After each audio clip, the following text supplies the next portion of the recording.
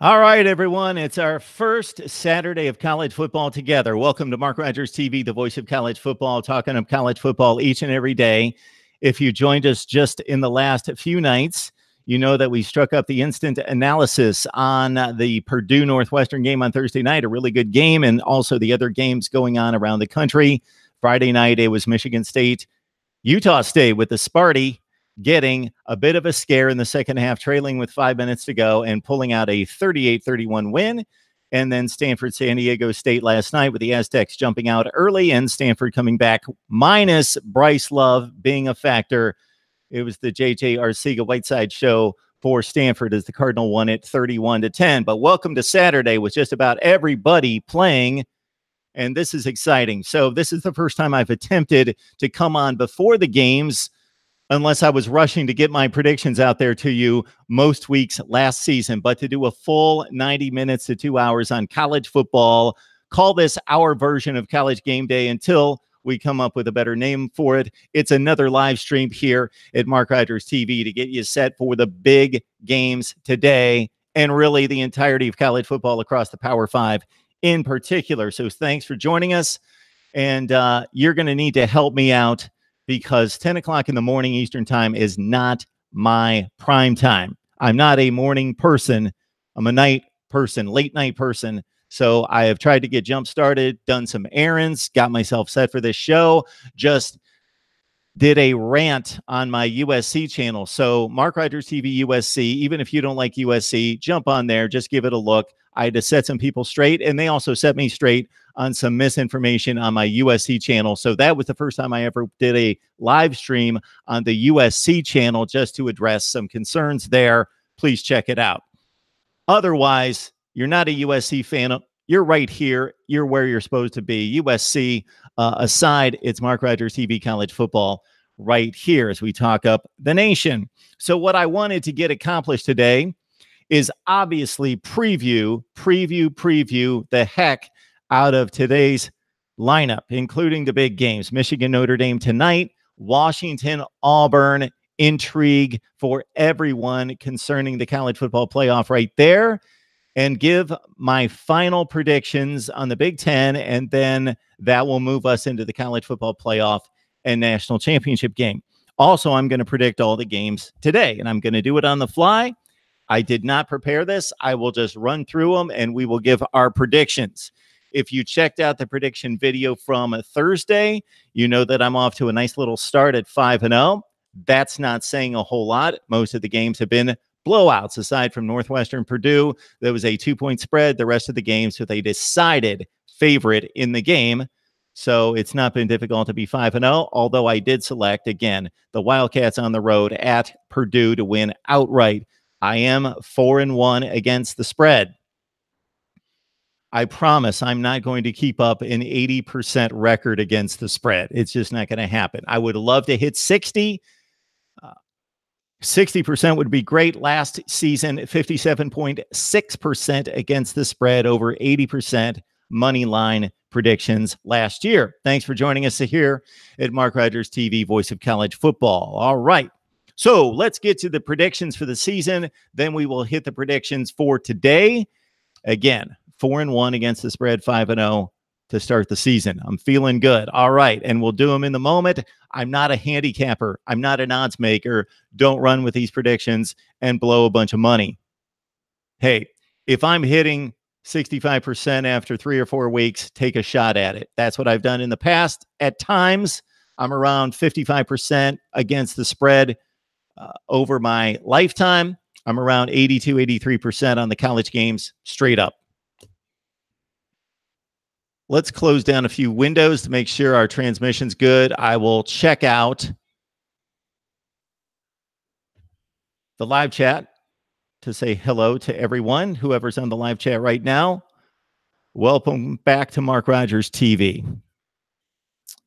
All right, so we need to get to Big Ten predictions and get this knocked out. Check out the videos just released on Michigan and Michigan State. Of course, Sparty almost went down in week 1. I've got Michigan State at 8-4, 5-4 in the Big Ten. That's a little bit lower than a lot of expectations out there. All right, let's get it.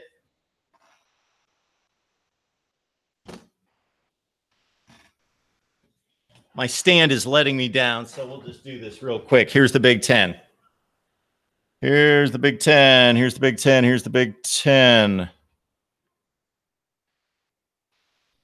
In the Big Ten Western Division, for as much as I wanted to find a way for Iowa to get to Indianapolis, I don't see it. I don't believe that they're strong enough at linebacker in particular.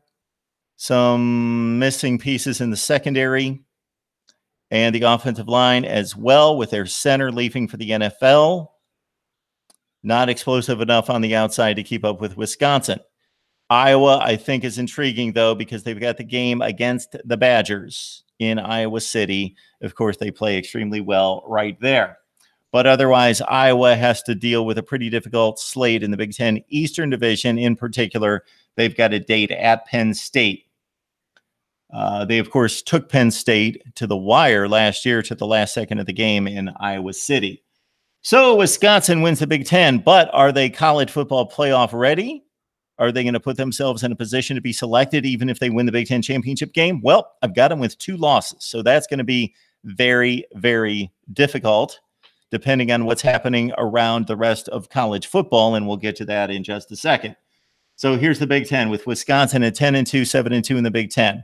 Keep in mind that Wisconsin in division, of course, plays Iowa on the road. They've got Nebraska. They've got Northwestern. In particular, those games are going to be difficult. In the East, they play at Michigan and at Penn State. They did not have to deal with Michigan on the road at the Big House. They beat the Wolverines at home last year. They didn't have to deal with Penn State. So Wisconsin picks up an additional difficult game that they didn't have to play last year and going undefeated in the regular season. They go to the Big House. They go to Happy Valley this year. So I've got Wisconsin losing twice in the Big Ten. Iowa at 6-3. Even if they win head-to-head against Wisconsin at home, having to deal with the likes of Nebraska, Northwestern, Purdue, and then also they've got 2 difficult games in the other side. All right, the Buckeyes of Ohio State. I really seriously considered Michigan winning the division. If Michigan, this was a difficult play for me. It appears, based on these standings, and it certainly does to me, that it's going to come down to Ohio State, Michigan in Columbus. The Buckeyes will have the obvious home field advantage against Michigan. Penn State, Michigan State. We saw some struggles from Michigan State last night. That's not, if you check out the Michigan State video, that was, of course, posted before they played Utah State. That has nothing to do with my selection on Michigan State. I just don't believe that they have the kind of talent that can stand up to the other 3 teams in the division. Despite all the returning starters, despite what they were able to accomplish in beating Penn State and Michigan last year, there were certain conditions in play in those games. Penn State or Michigan State, I believe, is going to lose the 3 games above them to those 3 teams, and that they're going to lose another game, whether that be to maybe Indiana pulls off an upset or they lose to a Western team. I don't have their record or their schedule in front of me right now, but Michigan State is going to drop to 5-4 in the Big Ten, 8-4 overall, and losing to the 3 better teams in the division. Penn State, Michigan, difficult to not select them, especially with Penn State, the advantage of playing Ohio State at home. That would appear to be the most likely Ohio State loss in the Big Ten.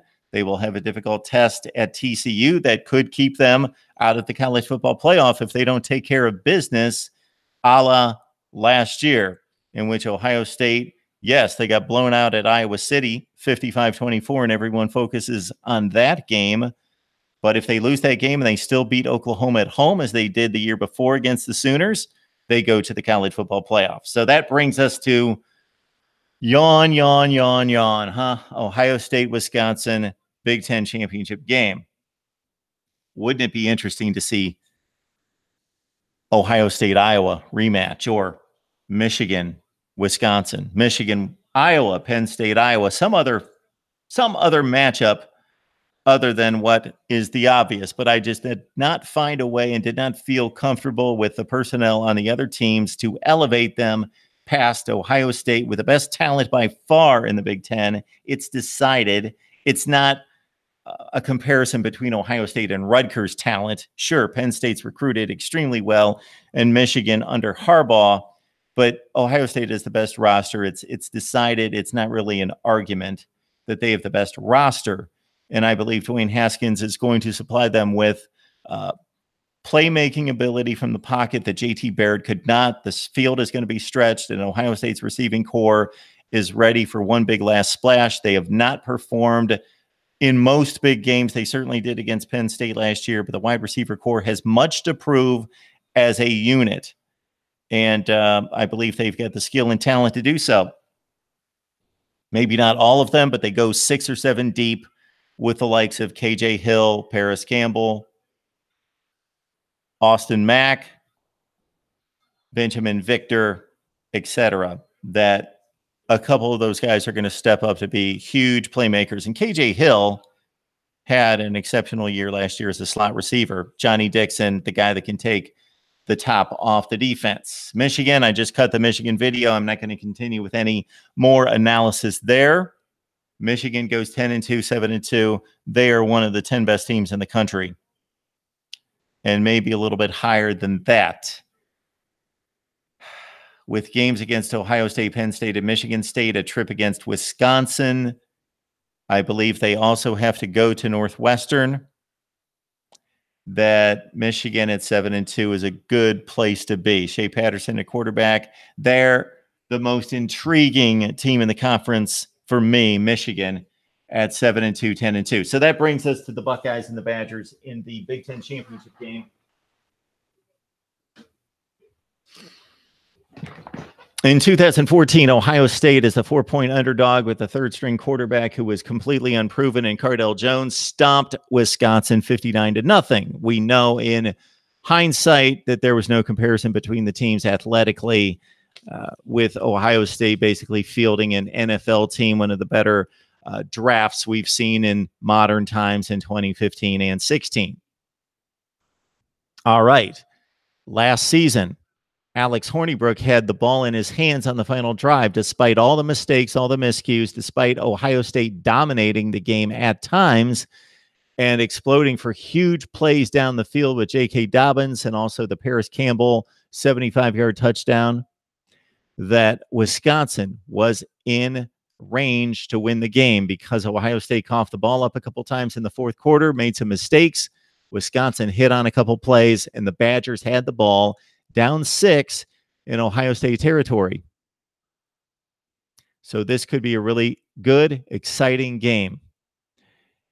In the Big 12, as we will talk about in just a second, I like Oklahoma to be the best team in the league over the course of the season, but Texas will have that opportunity in the Big 12 championship game as a clear number 2, as not even a clear number 2, but a clear one between 1 and 2. I've got a glut of teams in second place as a tie in the Big 12, but Texas will emerge, jump up, and beat Oklahoma in the Big 12 championship game. So could that happen? Will that happen in the Big 10? Well, of course it could happen. Wisconsin is very capable of beating Ohio State on a neutral field. If they play 10 times, Ohio State wins the game 7 times. And the Buckeyes will get it done in Indianapolis against Wisconsin. Excellent game. Buckeyes 30, Badgers 24. Again, Big Ten championship game in Indianapolis. Ohio State wins over Wisconsin 30-24. So that brings the Buckeyes to 12-1. Of course, knocks the Badgers out at 10-3. What else have we explained to you throughout our preview and prediction videos and our conference recap videos that we've produced? Just to review, in the Pac-12, in the North, Washington goes 10-2. They go 8-1 in the Pac-12. Put the math together, and yes, I'm predicting that Auburn will beat Washington this afternoon. So Washington loses a crucial game in week 1. The Pac-12 desperately needs a signature win, and if Washington is going to emerge as the best team in the Pac-12, as most of us expect, then that one big resume game on the non-conference slate is going to prove crucial. The Pac-12 is considered the worst league. They will have a number of opportunities to prove otherwise. Stanford took a little baby step for the league in at least holding off and holding serve in what would be expected to be a win, and has to be a win for the Pac-12, in defeating San Diego State last night 31-10. But the big games for the Pac-12, of course, Washington, Auburn, and Atlanta. That is number one. Now, if USC would emerge as the best team in the Pac-12, then, of course, their date against Texas and their late date in the season in the Coliseum against Notre Dame will prove to be primary. Utah doesn't play those kind of games. They most likely aren't going to go through the Pac-12 unscathed or at 8-1 to be a factor in the college football playoff conversation. Stanford may. Stanford has cleared the one minor hurdle last night in San Diego State. They've got to deal with Notre Dame later in the season. Later this month, actually, it's an early season game this season between the Cardinal and Irish. Stanford won that game at home last year, but this year they've got to travel to South Bend. So in the Pac-12 North, as you've seen, if you want to check out the entirety of the discussion and the live chat as well, check out the Pac-12 predictions that I made about 2 weeks ago. Washington wins the North. They go 10-2. They go 8-1 in the Pac-12. So add it up. They lose to Auburn. Stanford 9-3, 7-2. They go to South Bend. They lose to Notre Dame in about 3 or 4 weeks. So that's the decider there, with Oregon finishing also in second place in a tie. They've got the opportunity with both Washington and Stanford at home. The Ducks have that glimmer of hope. And then keep in mind, if Oregon is able to navigate the Pac-12 North Division with those two primary teams at home, if they're able to do that, they play a cream puff non-conference schedule, which in a sense hurts them in terms of perception, in terms of adding up the resume for the college football playoff. So if they've got Oregon sitting there as Pac-12 champion and they've got to decide Oregon versus blank from another conference, another team that's played a big Power 5 team in the non-conference, of course, they're going to side toward the other team. But this keeps Oregon protected in the non-conference, that if they do come through and win the Pac-12, and let's say they're 11-1, then that non-conference schedule has protected them, much like Washington 2 years ago in 2016, if you recall. Washington played the worst, the easiest non-conference schedule in the nation in the non-conference, including their big game against Rutgers. And that helped Washington get to the college football playoff because they only lost one game in the Pac-12. And even though that was by far the best team that they played, USC at home, they lost to USC by 2 scores at home, played nobody in the non-conference, and still made the college football playoff. So remember that, Oregon fans, you might be able to make it because of that. In the South, I've got USC at 8-4 and 6-3. These teams are going to beat up on each other. USC is not going to be quite ready for it. This could be a similar situation to, and I pointed this out several times, to when Sam Darnold took over after starting at 1-3. He lost that third game at Utah, played really well, but they lost down the stretch at the wire to the Utes. And then USC poured it on, became one of the best teams in the country, finished in the top 5 after winning the Rose Bowl over Penn State. This could be a similar situation for USC. USC that season was the best team in the Pac-12. They beat Washington, who went to the college football playoff. They beat them by 2 scores on the road. And they should have been in the Pac-12 championship game. But Colorado, to its credit, only lost 1 game in the regular season. And Colorado inexplicably made the Pac-12 championship game. But USC was the best team, and they were in the Rose Bowl. This could be similar this year. Most people like USC to win the Pac-12 South.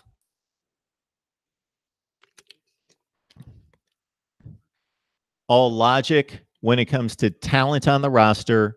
JT Daniels doing nothing but getting better throughout the season.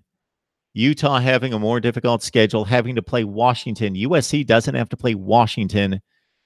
Logic says that USC wins the South.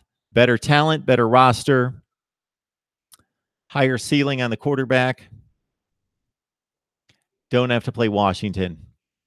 I have gone against the stream. I am swimming upstream. I'm going against the tide of source. And I am predicting Utah to win the Pac-12 South. they have to beat USC at home. That is a must. They face they face Oregon and Stanford out of the North. They need to split those games most likely. So I've got a tie atop the Pac-12 South Division with Utah and USC both at 6-3. But Utah wins at home against USC. That breaks the tie and ushers Utah to the Pac-12 championship game against Washington. Arizona finishes at 5-4, and then everyone else. Check out the Pac-12 video, and you get the complete standings. Pac-12 championship game, as I outlined there. For as much as I would love to see Utah upset the apple cart, that's not the Apple Cup, Washington State. That's the apple cart. Utah will not pull off the complete upset and win the Pac-12. Washington wins the Pac-12 with a 31-20 victory over Utah in the Pac-12 championship game. All right, to the Big 12. Let's hold off on the Big 12 and go to the chat. See if you guys have anything for me.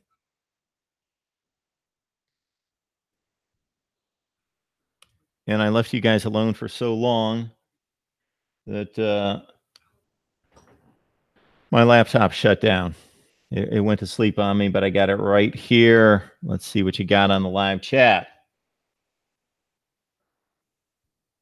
From the top, it got Cashboy D flexing for us. I would, but let's wait a few months before I flex on this show, and I will just blow you away because I'm not going to blow you away right now. We're getting in the weight room, though. Light weights, high reps. That's what I'm working on. My days of lifting 300 on the bench, gone, history 30 years ago.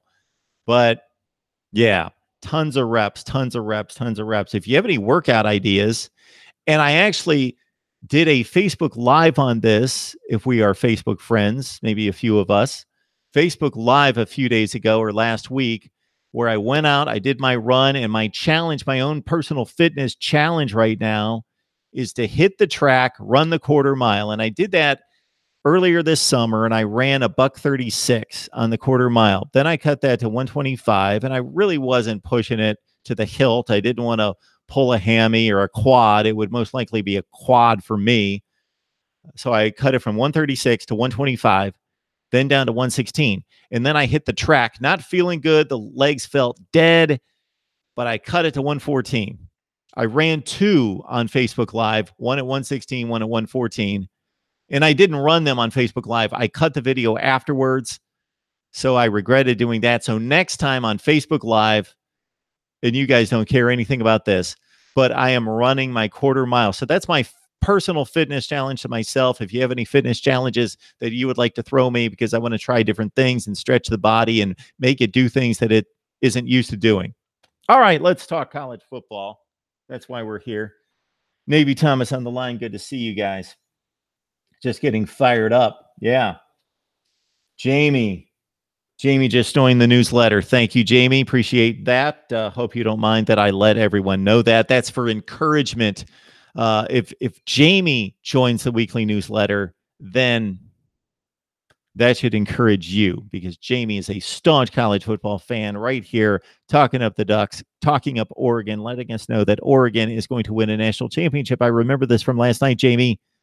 Oregon is going to win a national championship within 5 years under, I was going to say Chip Kelly, Mario Cristobal, unless you're thinking Cristobal gets fired after 2 and they bring in somebody else and then he wins a national championship within 3. Got William on the line. Buckeye State Sports, good to see you. Ready for some football. Space Mountain. The Big Ten is overrated. Space Mountain, welcome to Mark Rogers TV. I'm assuming that you're from the Orlando area and a SEC fan. That's my thought. Maybe I'm wrong. Let me know. Who do you root for? So anybody that is jumping on the line for the first time, whether you've watched me for a long time and you're finally making comments, that's great. We appreciate it. We always want the contacts and the engagement, the comments to the channel. But there's a couple things I'd like to know about you. One would be, who do you root for? Number 2, how long have you been watching? because some people will comment, and I think that they're new to the channel, and they say, I've been watching for 3 years. So I'm just curious. So we've got, Space Mountain, who is proclaiming the Big Ten to be overrated. And you know what? It's happened in the past, not just with the Big Ten, but other conferences. I love when there have not been any games played or next to no games played, and somebody throws up the rankings like they mean something at that point and say, well, the Big Ten is the best conference. Look at the respect. I saw that on a national show the other night, not ESPN. I saw that on a national show the other night where they were talking about the strength of the Big Ten, and the main argument for the particular analyst was that the Big Ten had five teams ranked in the top 15, so it was the best conference. We all agree and understand how moronic that statement is when nobody's played any games. If you make the argument that a conference is the best because they have the most ranked teams in the top 15 when nobody's played yet. Mark, you are competing with the volume on my TV with Game Day. Yeah, sorry, Clemson alum 98. My love affair with College Game Day ended a long time ago, and it's still a quality show. I've got it on right now. I got into a deal, I think, once I had kids. I think this is where it happened for me. Sure, 10 o'clock every morning. Of course, on Saturday mornings, I didn't do it every morning. 10 o'clock every Saturday morning during college football, College Game Day. And now I know, and actually I was thrown off guard today because I forgot that they start at 9 o'clock now, Eastern time. But yeah, since I was whenever they started that thing, I think it was about 25 years ago, I was locked in on College Game Day and loved it. I think something happens when you have kids, and then it became about I just want to watch as much football as possible. I don't really care what anybody has to say about it, and maybe that doesn't say a whole lot for my channel and what you guys take in here. But I was just wanting to watch Kickoff at noon and just get me to the Michigan-Iowa game at noon on ESPN2 or whatever it was. That I haven't watched College Game Day I haven't watched more than 3 minutes at any one given week for 15 years, about as old as my kids are, except for when they were probably tiny and they were on my shoulder and I'm watching College Game Day. But it's been a long time, and now my kids are grown and they're doing their own thing most of the time. Although noon, my boy's coming over with his dog. My boy's 21, so he's out there on his own most of the time, but spend some time with his pop. And yeah, he's going to be over at noon. And if it's a little bit before that, I may shut it down, or you're going to see a dog running all over the place going crazy. Actually, it's a good dog. Watching the games this afternoon with my boy. But yeah, not a whole lot of College Game Day, and I know I'm competing with the pros. But you do what you do. Sean Nicholson. It's finally happening. Yes, it's a college football Saturday. Finally. Navy Thomas, Mark, check the tweet I just sent you. It's a retweet, 9981, not a lie or mistake. 9981. So that must have been a high school football score, I'm guessing. So I got to see the stats from this game. I hope somebody has stats. The first thing I think of when I see a 9981 score or see one of those Houston scores from Andre Ware or David Klingler's day, if you don't know who they are, look them up. I think, man, I got to look at the box score on that game. Just like when I saw Michigan beat Rutgers 78-0 a few years ago. Got to look at the box score to see just the weird stats that came out of that game. And they were crazy. 99-81. Again, I'm guessing that's a score. Probably somewhere in who knows where. Has Mark done his playoff and title picks yet? No, I have not. I'm still making my way through the Big 12. Maybe the Big 12 will invite them. Yeah, invite those two teams that rang up 99-81. Yeah, they're ready made for the Big 12. Big 12 played a little better defense last year, a little bit better than they have in the past. Check out the numbers. Check out the scores of the games. Texas Tech wasn't giving up 55 points every week. I believe one of the games, Texas Tech only scored 3 points against TCU last year. TCU held Texas to 7. Texas and TCU played defense last year. Got to admit that, Tom. Maybe Thomas. Texas, TCU played defense last year. They really did. Clemson alum 98's got Wisconsin, and I came so very close to either picking Michigan or Wisconsin to win the Big Ten. I really did. I agonized about it. And even though, yes, many of you know I'm an Ohio State fan, I still try to cut this as down the middle as I possibly can. We talked about bias the other night and that it's impossible for any of us to be completely 100% unbiased. It's impossible, but I try to fight it, like saying 2 years ago that Penn State should be in the playoff above Ohio State and having tons of Ohio State people after me. So I try to cut it straight. I do my very best. Let's admit, everybody's got bias. Even the people that you love the most on TV, the college football analysts, they are rooting internally for somebody. Some of them say that they don't. Of course they do. They went to school somewhere. They played somewhere. They have allegiance to somebody, or somebody pissed them off that they don't like. That's the way it is. But on this show, I will stand by being neutral. I will stand by that. My analysis is neutral. My fandom is not neutral, of course. That's being a fan.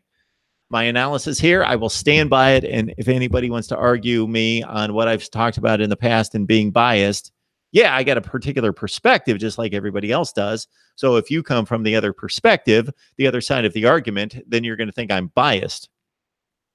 And you guys should be biased. You love your teams. Take it on. Over 700 yards of offense. That's really not that much, Navy Thomas, for a game like that. 700 yards between the two teams or each team. We have college football games several times a year that have well over 1,000 yards of offense. Not Minnesota. Texas A&M ran for 505 for the first time since 2003. They ran for over 500 yards the other night against Northwestern State.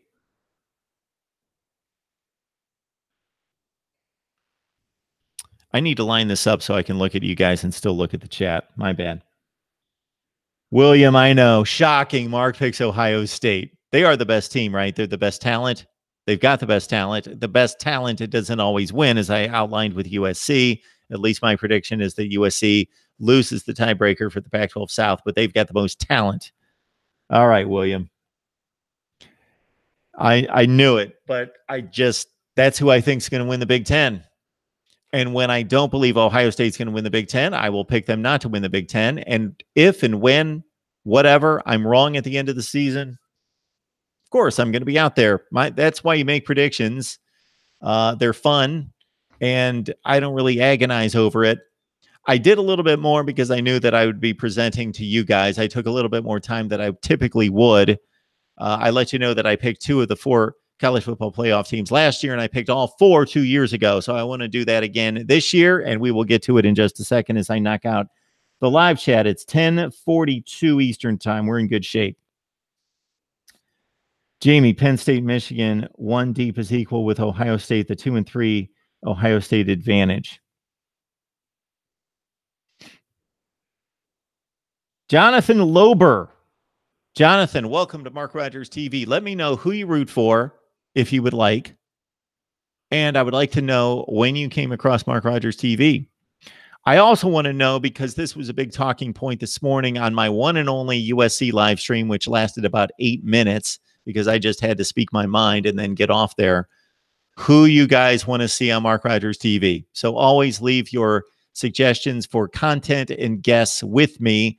I did explain the other night that once we're into the season, the content kind of speaks for itself. It kind of displays itself and is obvious. We talk nothing but football on the field. We watch the games. We talk about the games. We preview and predict the next games. Then we watch those games, and then we keep going. It's a cycle.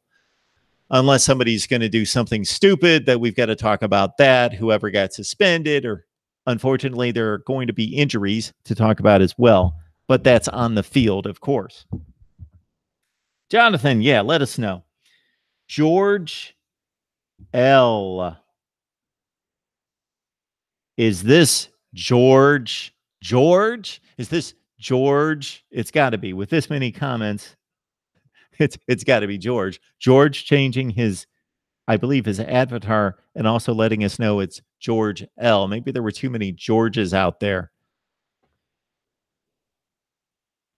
George cares about the Mark Rogers TV channel.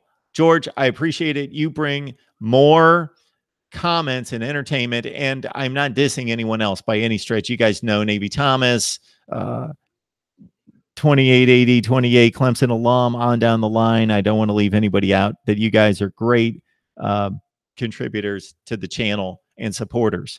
Just want to point out George because he leaves the funniest comments. He's hilarious in the comment section. And then also, every so often, he gets serious and lets me know, Mark, you need to do it this way. I want to see you succeed. I want to see this blow up. You need to do it this way. And I appreciate the suggestions, George.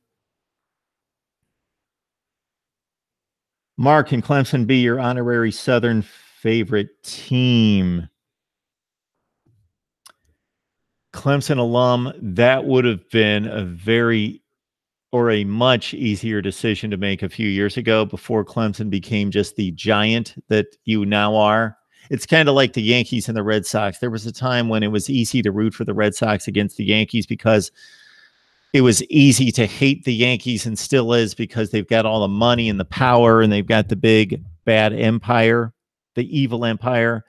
And Boston was just continuing to fail to reach the pinnacle and had not won a World Series since 1918. And then they finally did it. And now the Red Sox are just another version of the Yankees. They have just as much money, or at least it's just as much money to spend. And they've won 3 world championships. So it's kind of difficult to jump on the Red Sox as an underdog now when they play. Clemson's kind of like that. When it was 7-5, 8-4 Clemson 10 years ago. But now you're part of the elite. And if you are not one of the fans of the elite, then it's tough to pick them up and have sympathy and rooting support as a secondary team. Makes sense?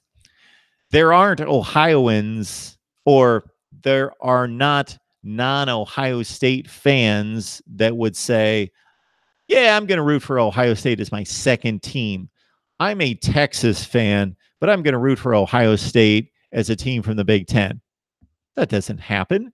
There are non-Alabama fans out there that are not latching onto Alabama as a second or third team. You usually latch onto somebody who's not a threat to your team.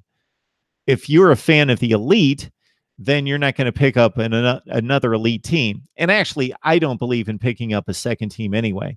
People ask me all the time, who's your second favorite team? Not just in college football, but in any sport. Who's your second favorite team? I don't have a second favorite team. I have one team. Some people have second favorites and third favorites, and even in the same conference, which seems crazy to me.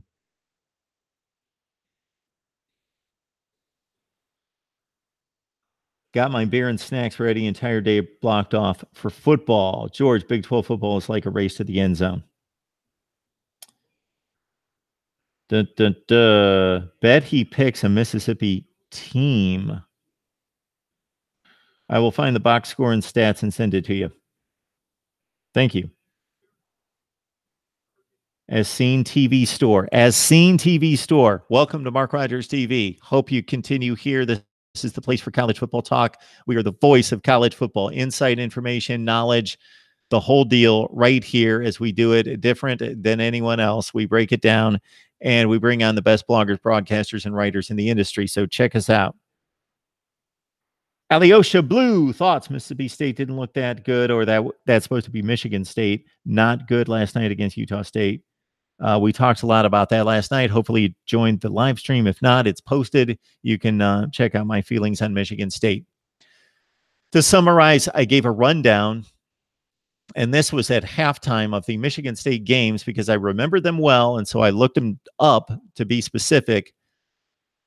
Under Mark D'Antonio, Michigan State has routinely underperformed and not blown out and struggled against MAC teams in particular, but group of 5 teams in week 1 over and over and over and over and over and over and over. And then those same Michigan State teams go on to win Rose Bowls and Cotton Bowls and finish in the top 10. So not that you want to see that kind of performance out of Michigan State, because they've got to do much better against the teams that they're going to face soon. And even a trip to Arizona State, because it's on the road, I think is going to be somewhat difficult. You don't want to see that kind of performance, but it's happened repeatedly in the Mark D'Antonio era. Xavier Johnson, do you think South Carolina with hang in there against Georgia? Yes, I do. We'll make our prediction next week.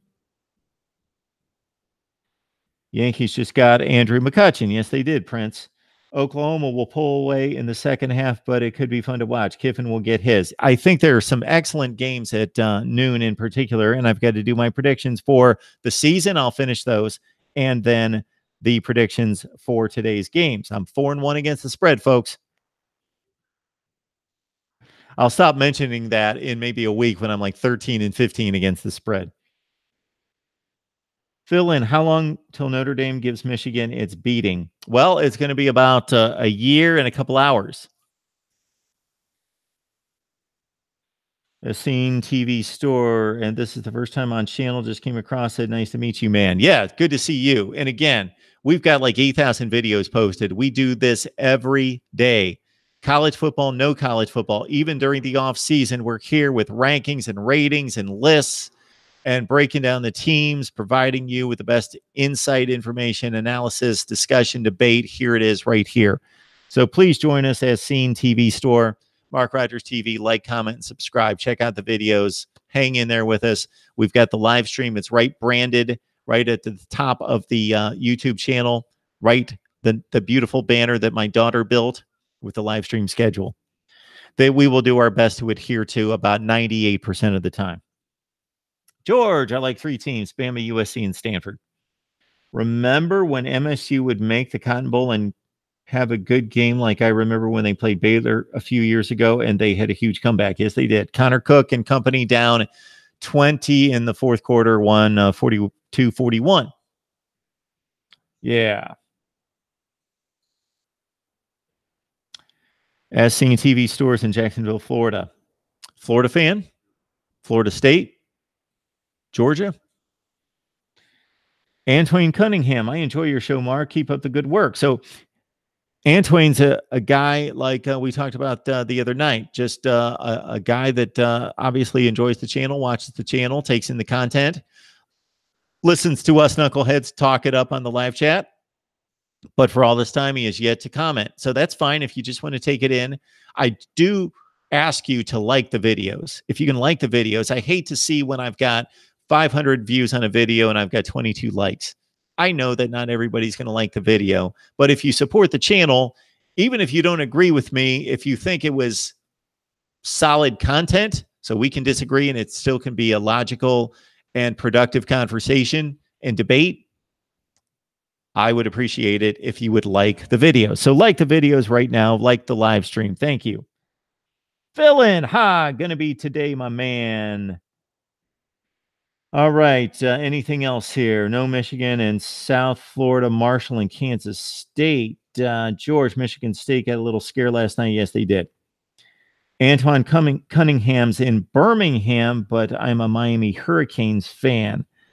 So let me guess, Antoine. I hope I'm pronouncing that correctly. I'm guessing that you've never lived in Miami, but just the sheer power and brand of Miami football with all the flashy players and the swag and the attitude hooked you, right? All right. Thanks, George. All right, let's get back to the predictions again. Utah, Washington in the Pac-12 championship game, Huskies win. Big 12, Texas in a huge logjam at second place in the Big 12. Texas 6-3. West Virginia 6-3, TCU 6-3, a 3-way tie for second place in the Big 12. And I don't know how that's going to be sorted out. We went through that during my Big 12 prediction video. Oklahoma wins the regular season at 7-2 and 10-2 in the Big 12. The Big 12 eliminates itself. Texas upsets Oklahoma in the Big 12 championship game. So Texas finishes the regular season at 10-3. So does Oklahoma. We're not going to quite get a three-loss team in the college football playoff. All right, my ACC predictions. And again, all these videos are out there to be looked up if you want the complete rundown of the conference standings. And I had the live chat up and we talked about it. In the ACC, in the Coastal, I've got Miami, the winner, at 6-2 in the conference, 10-2 overall. Virginia Tech is second at 8-4, 5-3. And then I've got a log jam with Duke and Georgia Tech at 4-4, actual tie for third place in the ACC Coastal. Miami 6-2, Virginia Tech at 5-3, Georgia Tech and Duke at 4-4, and Miami is 10-2 overall. So that equals a win tonight against LSU. And I'm not completely sure about that, but I had to make the call when I did Miami's schedule. So I could change this later. So let's say I predicted Notre Dame to beat USC. It's an easy way to see that because all you have to do is look at the standings and you can see that I am selecting USC to lose to both Texas and Notre Dame. But when November comes, if I believe USC is going to be better at that point, then I'm going to predict that they beat Notre Dame. Actually, I did predict USC to beat Notre Dame. So flip the script. If I think Notre Dame's better than USC at that point and believe that the Irish are going to win, I'm not going to go with my August predictions to stay with these standings. All right. Clemson trips up in the ACC once. It could be against Florida State. It could be against Boston College. It could be against Louisville or NC State, but they get tripped up once. And they finish 7-1 in the ACC, 11-1 overall. Florida State at 8-4 against what I think is the toughest schedule in college football, 5-3 in the ACC. I've got North Carolina State and Louisville also at 5-3 in the ACC. So Clemson at 7-1, Florida State, NC State, and Louisville at 5-3, Boston College at 4-4. So we've got another Clemson-Miami ACC championship game. And yes, Clemson will win, but it will be a closer game. I think I said something in the vicinity of Clemson wins over Miami 30-17. Decent game, 1-2 scores back and forth, but Miami always trailing in the second half. Clemson wins to finish 12-1. All right, to the SEC. You guys saw this video most likely. It was a live stream as well. Georgia, I would love to see Georgia get knocked off, not because I've got something against Georgia. It would just be interesting. And South Carolina has the best shot at home week 2 to catch Georgia before they're fully invested in the season and rolling, because Georgia is by far the best team in this division. They've got the best talent despite all the losses we talked about. Georgia wins. They are 11-1, 7-1 in the SEC. South Carolina finishes second at 8-4, 5-3. It would not surprise me if Florida jumped into the 2 spot in the SEC Eastern Division. I think they've got a possibility to do so. I'm not completely sold on South Carolina just automatically being, boom, just because of one season being second best in the East, although that is my prediction. Florida goes 4-4 in the SEC, 7-5 overall. In the West, Bama goes undefeated. Look at the schedule. I don't see them losing to anyone. The 2 best teams on the schedule are Mississippi State and Auburn. They both come to Tuscaloosa. And no, I don't automatically choose tiebreakers of close games based on who's at home. But I do in this case. Bama does not lose a game this year. They go 12-0, 8-0 in the SEC. So the rest of it's a logjam at 5-3 and 4-4 with Mississippi State and Auburn at 5-3. I've got Auburn defeating Washington today. LSU finishes at 7-5 and 4-4 in the SEC. But in Atlanta, the first Saturday of December, Georgia pulls off the upset against Alabama and wins the SEC championship. So Alabama is sitting at 12-1. Georgia is sitting at 12-1.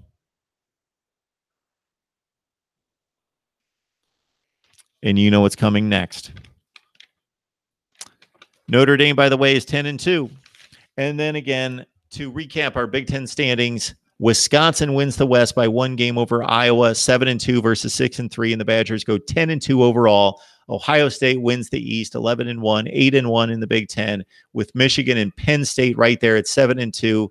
And Sparty, not quite as good as a lot of people think. And yes, I made these predictions before they played Utah State.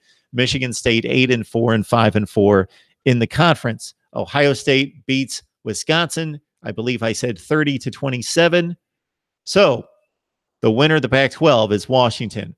The winner of the Big 12 is Texas in an upset in the Big 12 championship game over Oklahoma, the 1 seed.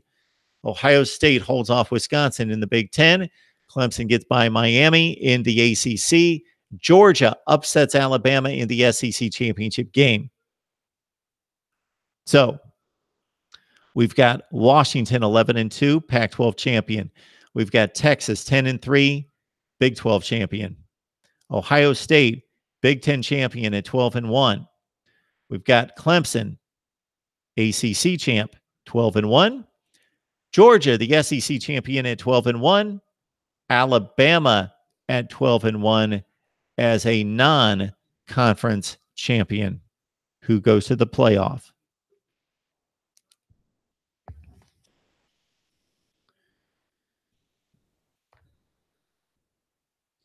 Your 1 seed is Clemson at 12-1. Your 2 seed as winner of the SEC is Georgia at 12-1. Your 3 seed as winner of the Big Ten is Ohio State, 12-1.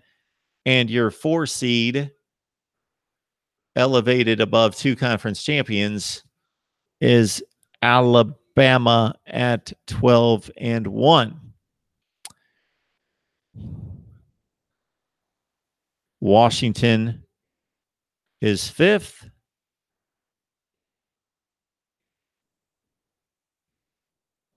And then we've got a logjam. I'm not going to try to sort it out with Michigan, Penn State, and others. It doesn't matter. So Clemson plays Bama in round 1. Man, we've seen this before, haven't we? Clemson and Alabama play for a 4th consecutive year. I tried to avoid this. I tried to avoid this with looking at Penn State and looking at Iowa and looking at Utah and looking at Texas or Oklahoma even, that just went to the playoff last year. I tried to avoid this by trying to wedge South Carolina or Auburn in there, or Wisconsin or Michigan. I looked at a lot of different teams and thought, can they get there? Of course they can get there. And if there's anybody outside of these 4 that's going to make it, it's Washington. Certainly they've got a pretty easy path to the college football playoff, but this Auburn game is going to trip them up today. Clemson beats Alabama in the semifinal. Clemson gets some revenge. Georgia, Ohio State. Ohio State beats Georgia in the semifinal. We've got a national championship game of Clemson and Ohio State. And drum roll, please. Drum roll, please. Someday, people, someday I'll have the bells and whistles. Someday we'll get there. The drum roll, it's national championship game. Clemson 31, Ohio State 24.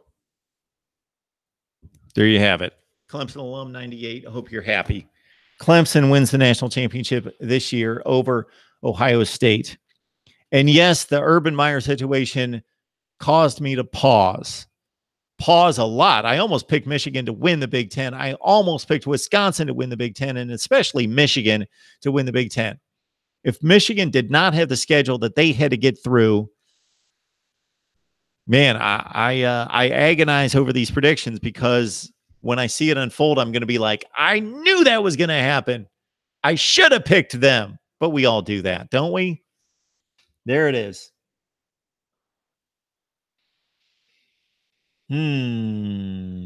Achilles?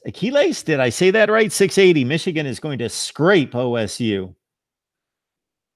Notre Dame, South Bend tonight. Get it done. Let's start with that one. Bama will beat the crap out of the Dogs once again. Michigan is going into Columbus and clowning the Buckeyes. Shane Westwood. Seeing some names on here for the first time. I appreciate you guys joining Mark Rogers TV. I love the comments, love the debate and discussion. We've got to get to our week 1 predictions, so I will let you know once again. I went 4-1 on Thursday and Friday against the spread. I'm mighty happy about that. Let's keep it up.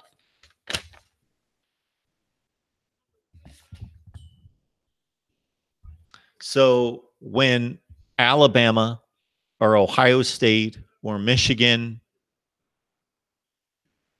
I don't see Washington winning 2 playoff games against the likes of those other teams, but maybe Washington.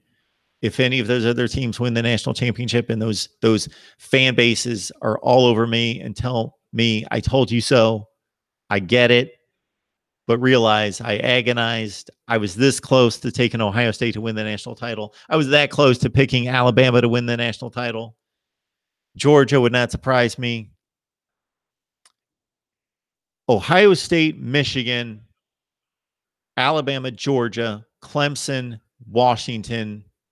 No. Cancel that. Ohio State, Michigan, Alabama, Clemson, Georgia winning the national championship would not surprise me. Those 5 teams would not surprise me at all. Washington, Texas, Oklahoma, Wisconsin making the playoff would not surprise me. Now, any of those teams winning 2 games in the playoff, I would be surprised unless we see a completely different Texas team or Oklahoma than we know right now exists. But to see Washington or Texas or Oklahoma make the playoff would not surprise me in the slightest. Obviously, I picked them to be right there. But for them to go to the playoff and beat the likes of Clemson or Ohio State or Michigan or Alabama or Georgia, 2 of those teams consecutively, I would be very surprised to see us talking about a Texas or Washington or Oklahoma or Miami or Wisconsin national championship. Not a playoff appearance, but a national championship. There is a huge lift from getting to the playoff, as we saw with Washington in particular 2 years ago. There's a huge lift between getting from the Big 12 or the Pac-12 in particular to the playoff and then winning the playoff. What teams have won the national championship? What teams have won the national championship? There's only been 3. And those 3 conferences are going to continue to win the national championship.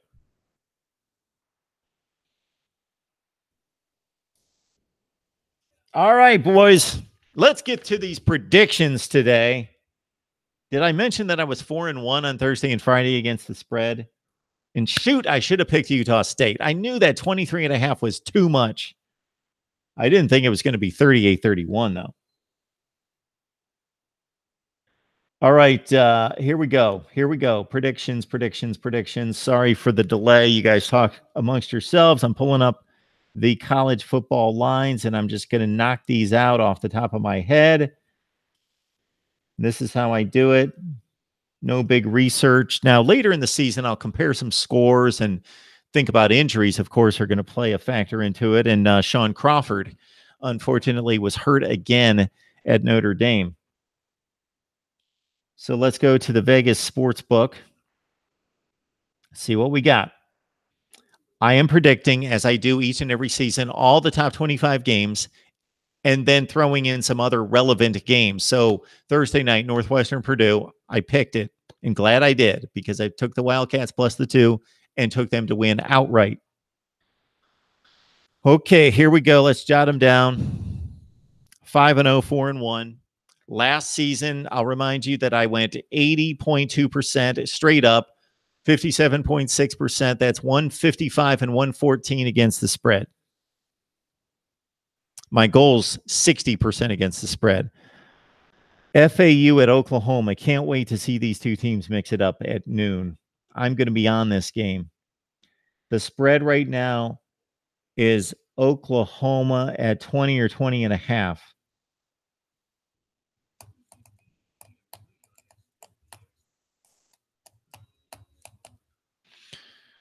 Oklahoma covers the 20. I think it's going to be a really entertaining game. I think it might be a 27-20 game in the fourth quarter. Then Oklahoma's going to win this game. They're going to win this game like 48-24, something like that. They're going to break free in the fourth quarter. Oklahoma covers the 20 against FAU.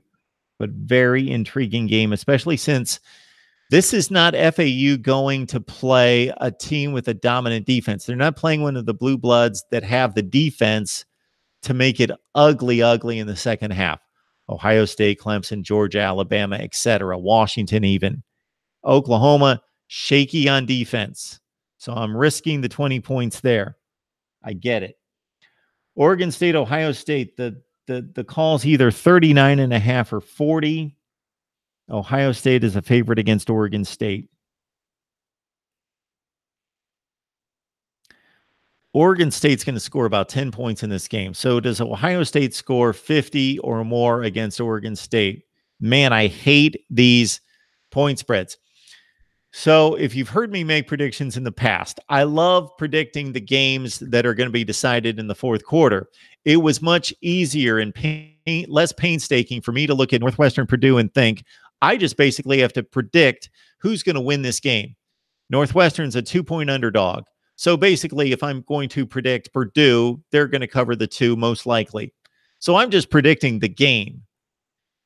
And I'm much more comfortable with that when it's close than I am looking at that big of a point spread, because in the fourth quarter, when Ohio State's beating Oregon State 41-10, I don't know who's going to be in the game for Ohio State. If they're going to continue to put down the throttle and play the starters, or are they going to pull the starters and pull the second team and have a bunch of scrubs out there?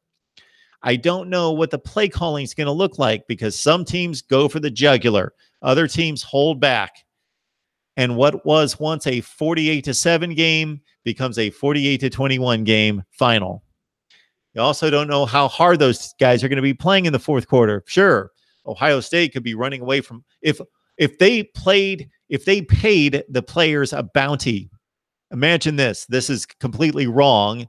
But if they did this, if they said to Ohio State today against Oregon State, we're going to give each one of you guys $1,000 based on these criteria. Score 50, score 60, score 70, score 80, or have a point differential of 60, 70, 80.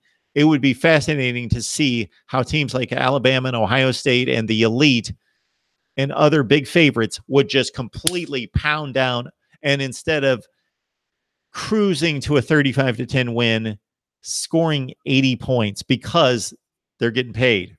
That would be fascinating, because they would be playing as hard as they can to the final whistle to put as many points on the board as possible.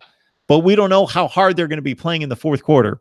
That said, Ohio State crushes Oregon State. They win that game 51-10. So they cover the 39.5. All right, next. Appalachian State at Penn State. Penn State's a 24-point favorite. I hate taking all these teams with all these points, but that's not that much. Penn State's going to put up some big points, and they're going to cover against App State by 24. All right, next up in the top 25.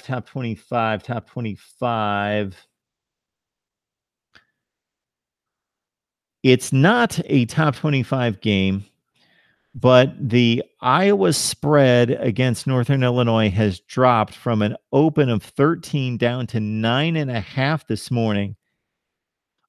We talked about it the other day with Ricky, our boy Ricky, the Iowa fan, that the Hawkeyes trip up and don't necessarily lose, but they've got a history of losing once in a while, a couple times every decade, and then playing a lot of sloppy 18-17 type games against MAC schools.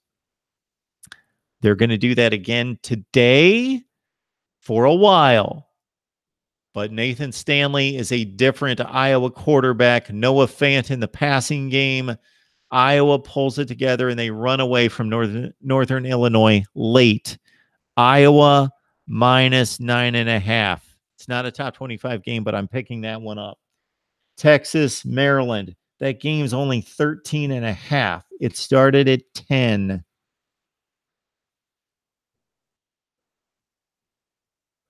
Texas, Maryland.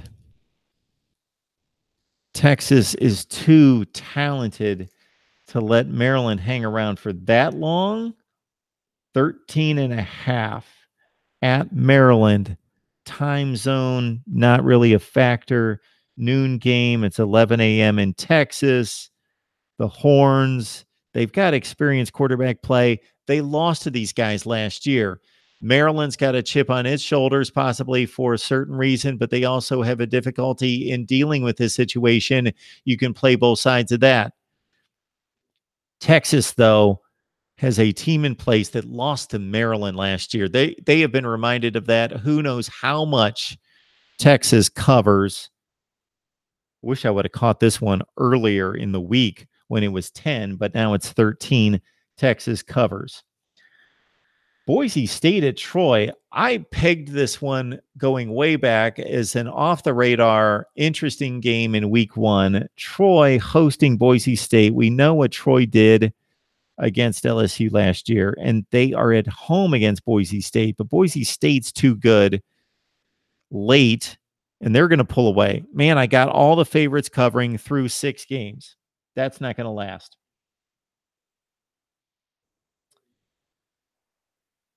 Elsewhere in the top 25,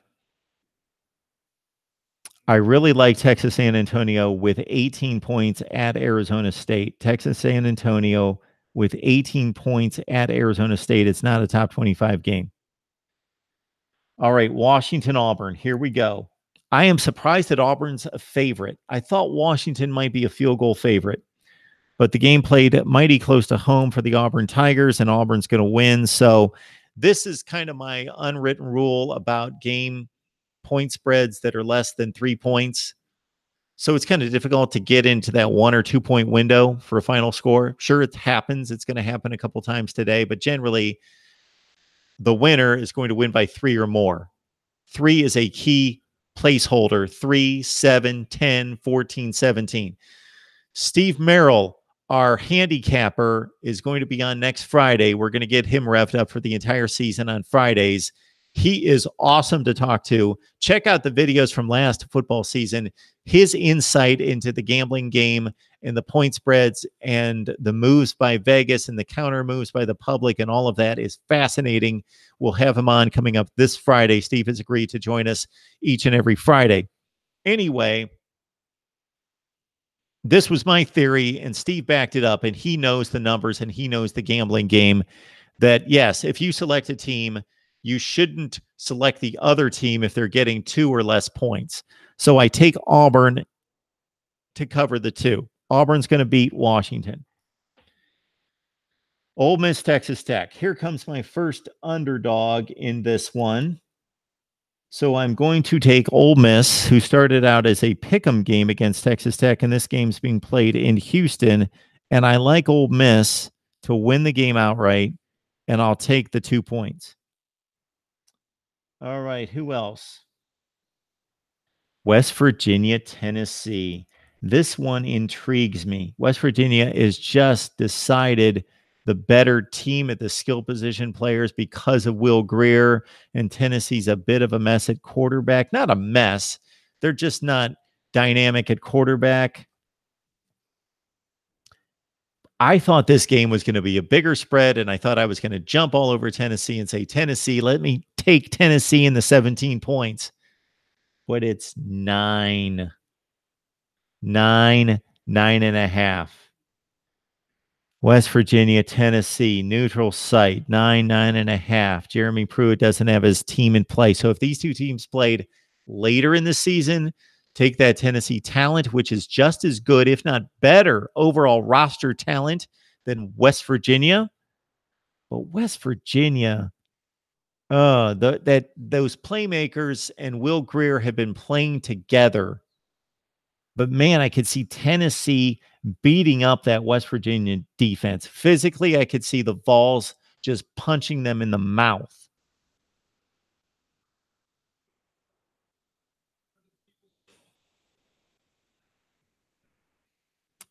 A late Will Grier touchdown pulls it out. I'll take West Virginia to win. Tennessee covers. Give me the 9.5 with the Vols. Okay, elsewhere. Is Oregon ranked in the top 25? I don't even know who's in the top 25. Oregon, Bowling Green. I would think that Oregon's in the top 25. And they're playing Bowling Green at home. This game started at 27.5. That's what it opened at. And it's now up to 33-34. We'll let that one go. I'm going to be on top of the top 25 and then be able to run through the games next week. But for right now, we got the two big games at night. And then I will come back tomorrow and look at Miami, LSU, and Virginia Tech, Florida State. But tonight, Alabama, Louisville. This is not where I wanted this spread to be either, because I think I've mentioned all offseason that Alabama is going to win this game 42-17. That's 25 points. Well, the spread, of course, is at 24. I wanted it to be more like 17 or 18. But I will reluctantly take Alabama because I just don't think Louisville's going to score. Louisville's not going to score. Alabama's going to cover the 24. And then finally, we've got Michigan-Notre Dame. And even though this should be a difficult game to pick, and it's going to be, I am going to be surprised if this game is not a close to a classic, a really good game. Can't wait to watch Michigan-Notre Dame. If I could only watch one game this weekend, sorry, LSU, Miami fans, sorry, Florida State, Virginia Tech fans, and whomever else. If I could only watch one game this weekend, it's Michigan at Notre Dame. I don't even think about it. Don't think twice about it. If I can only watch one other game, it's LSU and Miami. If I could only watch a third game, I guess it's Florida State, Virginia Tech. Michigan, give me the Wolverines and the 2.5 points. I'll take it. So Michigan wins outright, plus I'll take the 2.5 points. And there we go for today's games. It's all that all there is? Well, we've already taken 5 games. It's only 3, 6, 9, 11 games. And then there's going to be another one on Sunday, another one on Monday, and I've already picked 5. That's pretty close to what we typically have, about 20 or 22 picks each week, something in that range. So again, 11 today. We've already done 5. That's 16. 2 more is 18. That sounds about right. I don't see any other games. Any other games you guys want me to predict?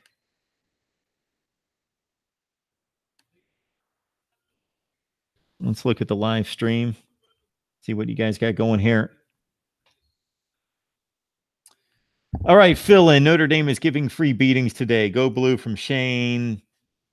All right, Michigan will take advantage and beat ND. OSU free beatings all off season. Brand Muffin 82, as I have asked anybody that I see on the live chat that I've never seen before, who do you root for? How long have you been watching? And welcome to Mark Rogers TV. And if you've been a long time watcher and listener, I appreciate the support. Like, comment, subscribe to the channel. Please subscribe to the channel. If you get driven nuts by the notifications, shut them off. Subscribe to the channel. Please subscribe to the channel. And if you have yet to join the weekly newsletter, send your email to MarkRogersTV@gmail.com. And I promise you, well, I can't promise you, I will come close to promising you that you will enjoy the newsletter. You're going to have a channel update each week. And more importantly, my take and perspective on college football. And for you stat geeks and nerds and college football junkies, you hardcore fans that love information, you're going to see information on this newsletter. I've already compiled about that much that you will not see in one place anywhere. Yes, are you going to come across some stats and trends and facts that you've seen? Yes, but out of about 50, there's going to be about 45 that you haven't seen. So please subscribe to the newsletter that starts Monday, September 3rd, in just a couple days. Monday, September 3rd, join the newsletter and join me here at Mark Rogers TV. And if you've got a great name like Elliot, my man Elliot, who suggested all sorts of names. We are going to select a name when something really hits me, when somebody really hits me with a good name for this deal, this newsletter. Anything other than Insider, I fully support the person that first came up with the name Insider. They were on top of it. That was cutting edge, but that was 52 years ago. Since then, Insider, there's too many Insider clubs.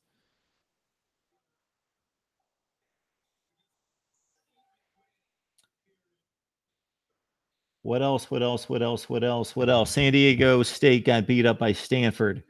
Not really beat up. It took fourth quarter. It took 4 quarters for Stanford to finally kick it in. Oregon wins by 20, but they're a 34-point favorite, Shane.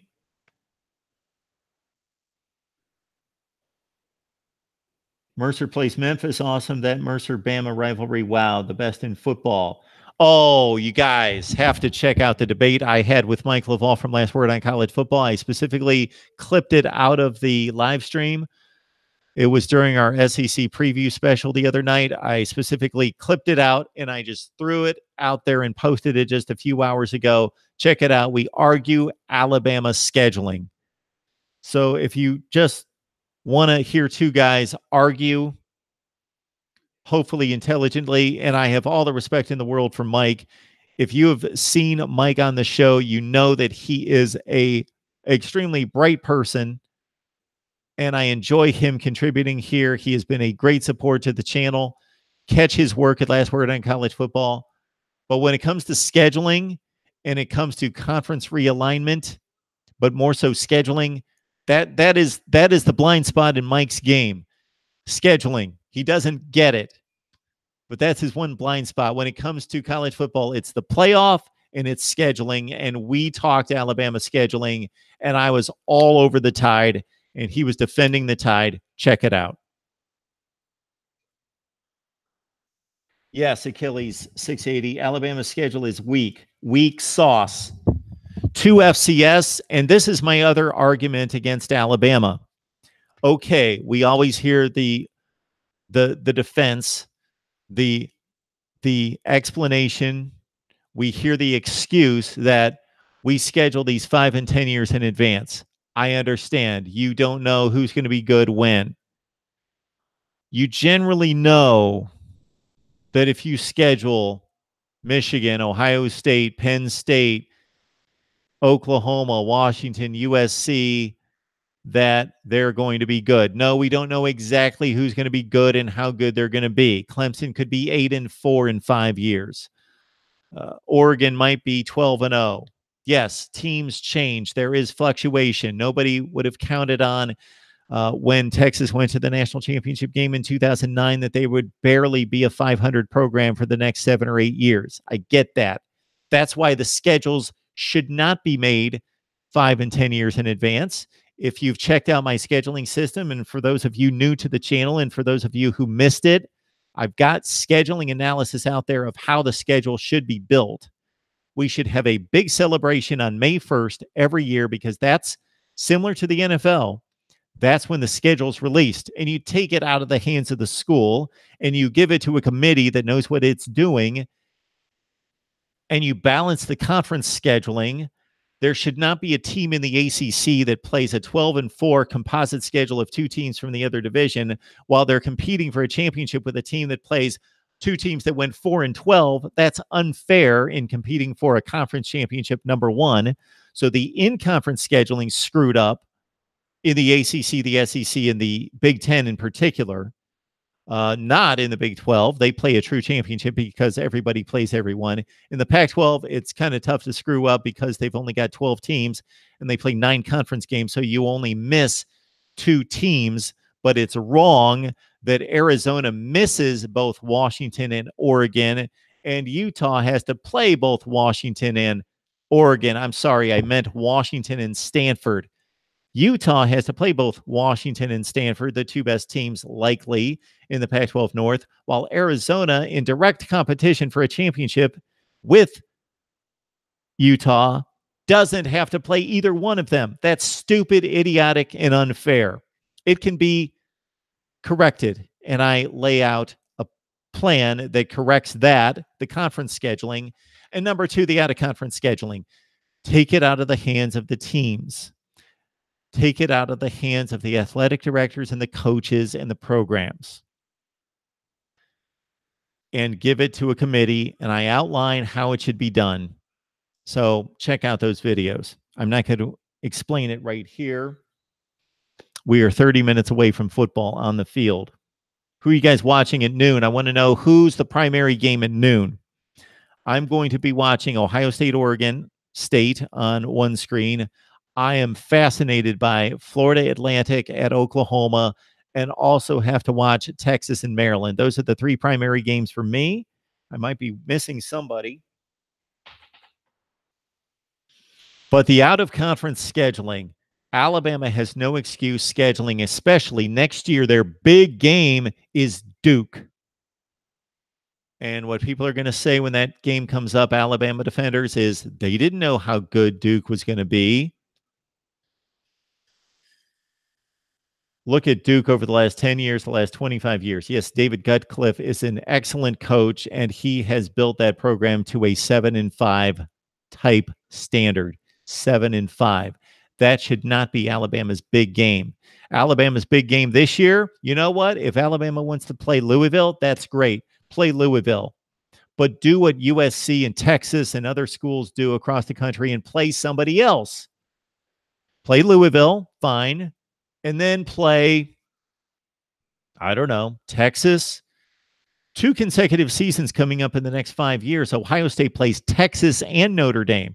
Shoot, USC this year plays Texas and Notre Dame just like they did last year. There are other teams that do it. Pitt, poor Pitt. We don't even talk Pitt football much here. We should, but we can't. We only have so much time. When I get to the point where I'm just striking up live streams and that's all I do, and the money just comes in and I'm just talking college football, I'll keep this live stream up like all day. We'll just talk all day. In the middle of May, we'll be talking college football all day. But until that day comes, the Pitt coverage is going to be at a certain level. Pitt is playing Penn State, Notre Dame, and Central Florida this year. Let that sink in. Penn State, Notre Dame, and Central Florida. And Alabama makes a big deal out of playing Louisville. And next year, Duke and nobody else. It needs to be better than that.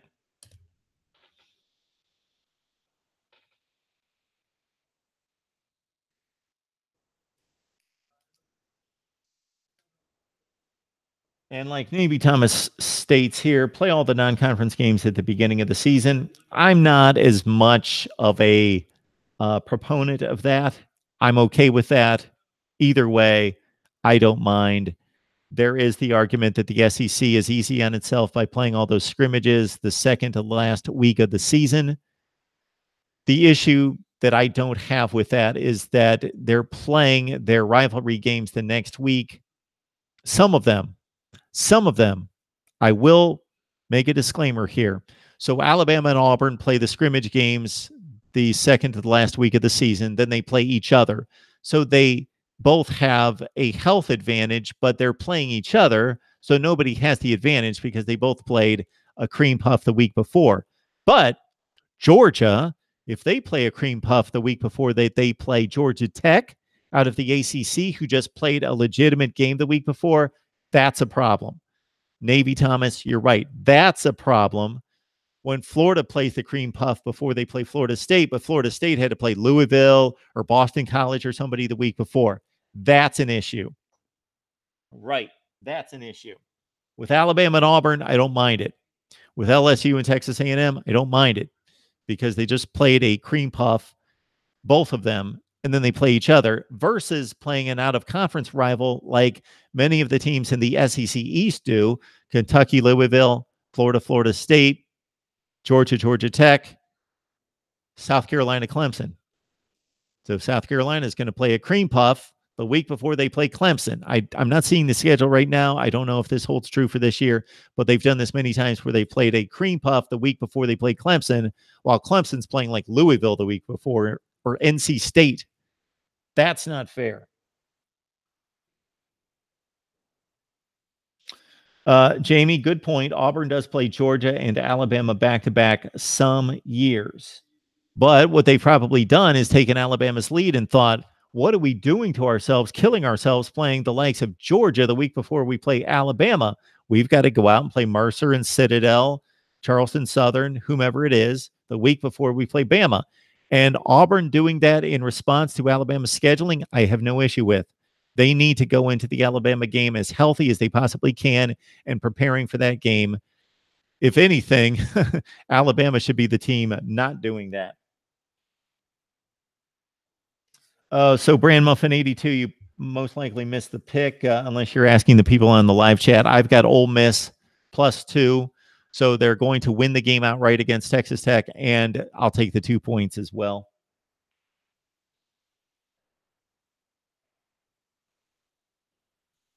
So I enjoy you guys on the live chat here. Join Mark Rogers TV on a regular basis. Here we are for college football talk each and every day. The videos are out there with all my predictions, and I ran them down. Again, Washington over Utah in the Pac-12 championship game. Texas upsets #1 seed Oklahoma in the Big 12. Clemson, as expected, over Miami. And yes, I was looking for a way to get away from the chalk, but I just couldn't pull myself away from the chalk completely. Alabama, the 1 seed and #1 consensus team in the country, will lose the SEC title game to Georgia. Ohio State beats Wisconsin in the Big 10. Yes, I strongly considered Michigan, Penn State, Wisconsin in the Big 10. Strongly considered those 3 teams. I did not consider anyone else in the ACC. I gave slight consideration to Auburn and South Carolina in the SEC. I gave some consideration to the likes of TCU and West Virginia in the Big 12. And I gave strong consideration in the Pac-12 South to USC. Of course, they've got the easier path to the championship game than Utah, so I'm going out on a limb with the Utes. USC has the more talent, and they've got the easier schedule to get to the Pac-12 championship game. And yes, I gave consideration to Stanford and Oregon, who I named months ago as my #1 dark horse in the nation. And also the other consideration I gave to somebody was to Iowa. With the home game head-to-head against Wisconsin, I think Iowa's got the opportunity right there. But despite beating Wisconsin head-to-head, Iowa trips up elsewhere, and Wisconsin wins the division. College football playoff. 1 seed Clemson beats Alabama. 2 seed Ohio State beats Georgia. #1 seed Clemson knocks off Ohio State in the national championship game 31-24, and maybe that was close to a Freudian slip with another Alabama-Clemson national championship game. I love Notre Dame. As a team, I love fill-in. I love Notre Dame. I believe that they are an excellent team, and if you read between the lines of the predictions that I made across the board of Notre Dame's games against out-of-conference teams, I basically have Notre Dame losing twice. I have them losing tonight against Michigan. I have them losing late in the season against USC. Notre Dame will be on the cusp of a college football playoff again, similar to 2015. They are going to get knocked out late by USC. They go 10-2. They just barely missed the college football playoff. We're talking schedules right now as I'm blasting Alabama. I have all the respect for Notre Dame, and scheduling as tough as they do. They may want to back off 1 or 2 and fill in a couple spots with the Mountain West and the MAC to fill out that schedule, give themselves a little bit more of a break and a better shot of getting to the college football playoff. Nobody, including myself, would have an issue with that. But by the time they fill all those slots, they usually only play 1 non-Power 5. This year, I believe it's 2 non-Power 5s in Ball State and in Navy. And we know the strength of the American Conference. If you're playing Houston or Navy or Memphis in recent years, of course, Central Florida last year, it's like playing a Power 5 team. And for Notre Dame, of course, that game's against Navy.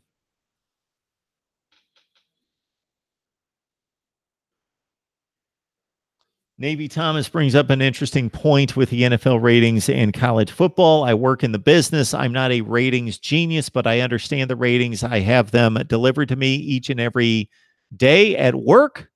So they're in my inbox, all the sports ratings from all the sports networks, ESPN, FS1, FS2, ESPN2, all the ESPN networks.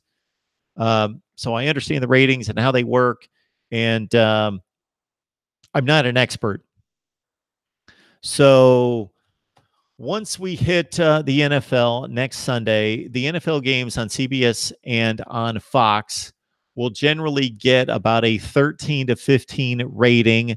That means 13 to 15% of all American U.S. households with a television, which at this point in history is about 99.9, and it might be actually slipping a little bit, probably reached its peak 3 to 5 years ago.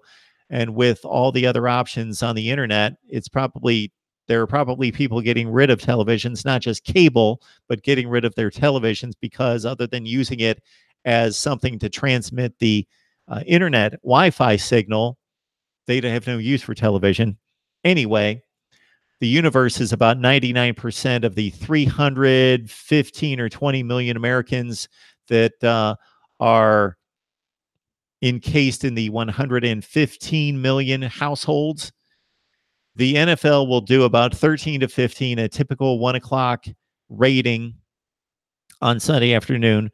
The 4 o'clock games do better, especially once we get into cold weather in November and December into January. The cold weather games, the cold weather has an impact on football viewing, especially on NFL Sundays later in the day. It's dark, it's cold, people just huddle in.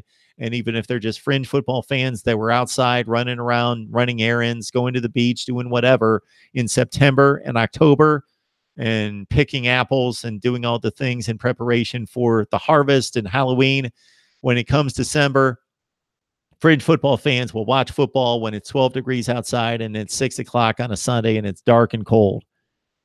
So the ratings skyrocket in the NFL. It's usually a 21 to a 22 to a 23, something in that range, percentage of American households watching the NFL at 4 o'clock on a Sunday. For the playoffs, once we get into the NFL playoffs, you'll see those numbers go to 25, 27, 28. Okay, college football is more difficult because, as Navy Thomas points out, you would have to add up all the ratings of all the networks. So starting at noon today, we are going to have games on ESPN, ESPN2, ESPNU, the SEC network, sometimes ESPN News. There are going to be games on CBS, CBS Sportsnet, Fox, Fox 1, Fox 2. I just named about 10 networks. In addition, all your regional networks like Nesson out of Boston that covers New England, Masson, Mid-Atlantic Sports Network down the coast, the Yes Network, the Yankees Network will show college football games. And there are others across the country. All the Fox regional networks will show regional college football games. If you added all those together, I don't know what the number is, but what you will see tonight in prime time is that Michigan and Notre Dame will pull a rating of like 6 or 7. And whatever games are on the lineup elsewhere, Alabama-Louisville will pull anything from a 2.5 to a 3 to a 4. And if you add up all those numbers, do they match the NFL numbers? I don't know. The NFL is considered the most popular sport in America. I believe that's pretty accurate. There is a fight for number 2. College football has generally overtaken baseball as number 2, and then the NBA falls in at number 4. But if you look at all the polls of people's responses, baseball and college football are very close in the number 2 spot. But the NFL, it's tough to argue that the NFL is not the most popular sport in the country.